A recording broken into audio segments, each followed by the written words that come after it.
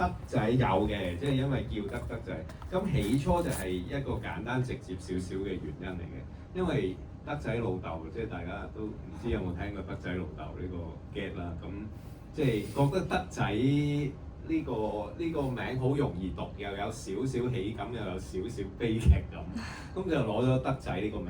咁跟住，當然佢叫咗德仔之後，大家對白上有啲嘢係會即係會講都得唔得咯？即係好自然地 jam 出嚟嘅啫。譬如唔止白紙嘅，譬如阿 Fish 啦，佢攞佢支槍得唔得啊？嗰啲都係佢自然地覺得，咦，好似用一個曖昧，好似又嗌緊德仔，又講緊得唔得，係會有個趣味咯。咁所以有啲唔係劇本上文本已經有，但係到現場 jam 出嚟嘅時候，咦，大家覺得得意喎，嗰個玩法咁會咁。咁另外三個房嗰個就其實有啲訪問有回應過，就係其實三個房嗰個設計係源自真實嘅，即係真正嗰個某電視台好難 cut 嗰個電視台。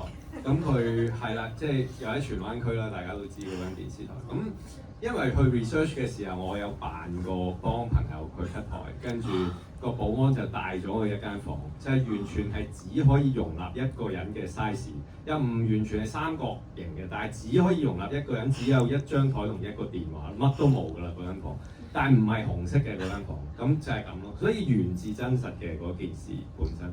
咁當然後來美術嘅諗法啊，各方面令到佢再風格化咗啦，即係令到全間房紅色啊，各方面大家更加記得啦。跟住後來老闆打入嚟個電話都喺嗰間房去，即係營造個氣氛係有啲唔同啊。咁係利用咗一啲美術嘅元素咯。係咯，多謝你。好。